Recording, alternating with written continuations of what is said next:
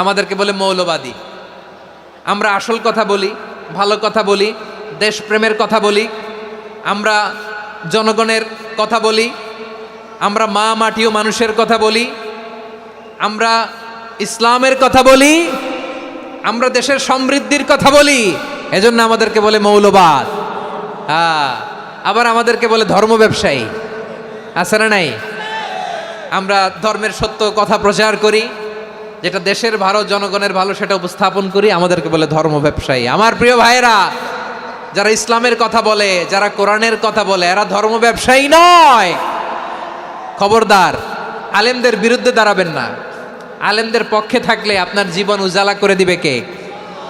আমার নবীকে গালি দিত গণক, জাদুকর, এরপর গালি দিত পাগল, নির্বংশ বলে, আর আমাদেরকে গালি দেয় মৌলবাদী বলে, আমাদেরকে গালি দেয় রাজাকার বলে।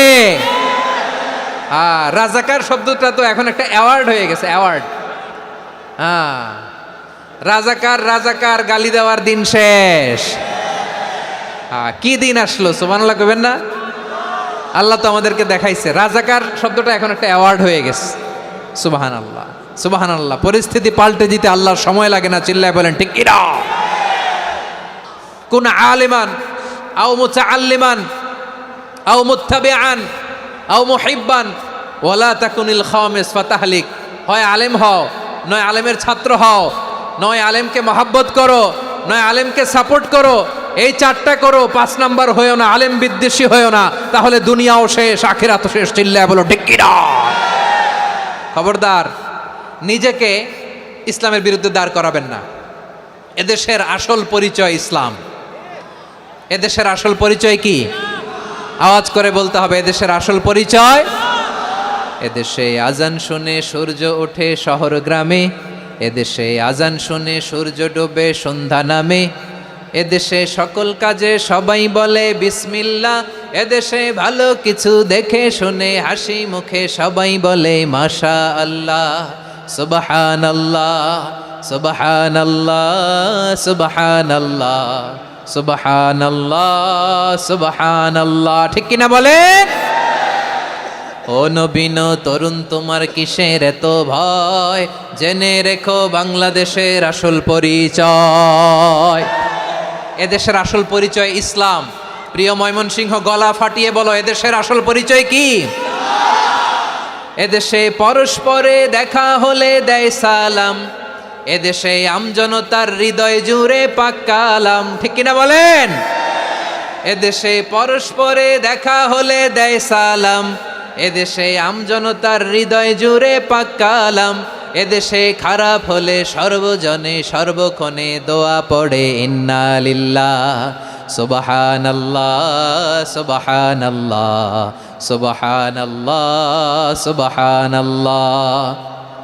এদেশে আজান শুনে সূর্য ওঠে শহর গ্রামে, এদেশে আজান শুনে সূর্য ডুবে সন্ধ্যা নামে, এদেশে সকল কাজে সবাই বলে বিসমিল্লাহ, এদেশে ভালো কিছু দেখে শুনে হাসি মুখে সবাই বলে মাশা আল্লাহ, সুবহানাল্লাহ। সবাই পড়েন সুবহানাল্লাহ, সুবহানাল্লাহ, সুবহানাল্লাহ, সুবহানাল্লাহ, সুবহানাল্লাহ, সুবহানাল্লাহ, সুবহানাল্লাহ, সুবহানাল্লাহ।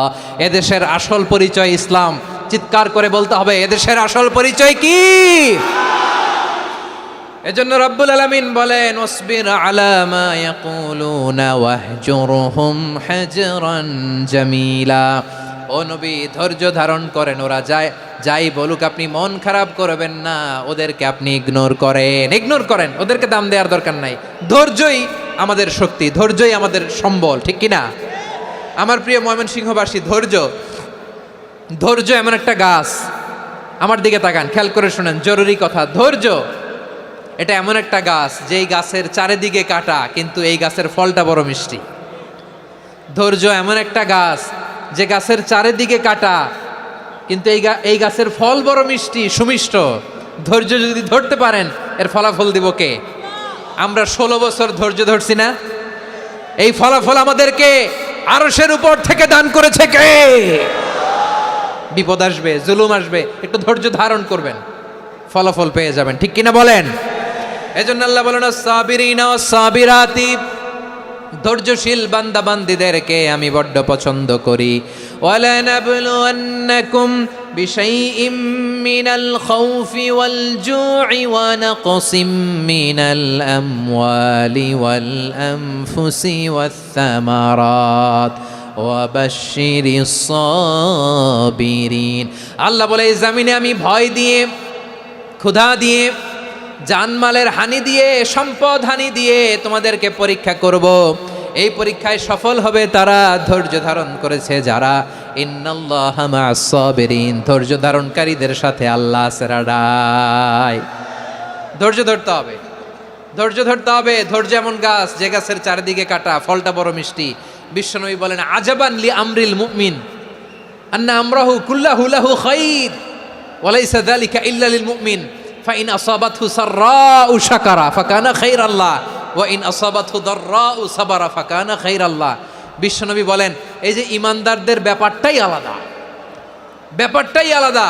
এটা ইমানদার ছাড়া অন্য কেউ এই বরকত পায় না। কি বরকত? ফাইন আসাবাতহু সাররাউ শাকারা, ইমানদাররা ভালো অবস্থায় থাকলে শুকরিয়া করে, এটা তার জন্য ভালো। শুকরিয়া করলে সওয়াব আছে না নাই? মুমিনরা বিপদে পড়লে ধৈর্য ধরে। আচ্ছা বলেন তো, ধৈর্য ধরলেও সওয়াব আছে না নাই? তাহলে সুখের সময় শকর, দুঃখের সময় সবর, উইন উইন সিচুয়েশন। আমাদের সারা জীবনই এই দুই আমল আছে না নাই? হয় আমরা শকর গুজার হই, নয় সবর করি। সুখের দিনে আমরা শকর গুজার হই, বিপদের দিনে সবর ইখতিয়ার করি। তাহলে হয় শকর নয় সবর। যখনই থাকি, যে অবস্থায় থাকি, আমাদের সওয়াব আছে না নাই?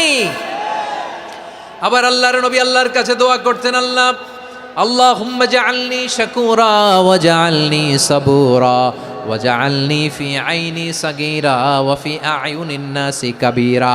তিনি বলতেন আল্লাহ আপনি আমারে শুকরগুজার বান্দা বানান, ও আল্লাহ আপনি আমারে ধৈর্যশীল বান্দা বানান, আমার চোখে আপনি আমারে ছোট বানান, জনতার চোখে আপনি আমারে বড় বানান। পড়েন আমিন।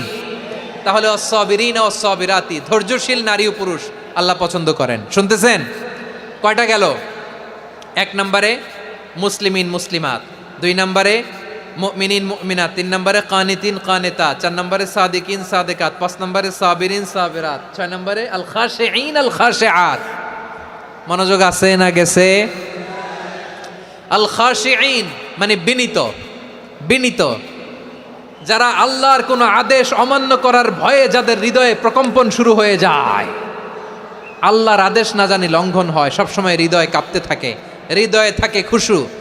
আল্লাহ বলেন قد أفلح المؤمنون الذين هم في صلاتهم خاشعون।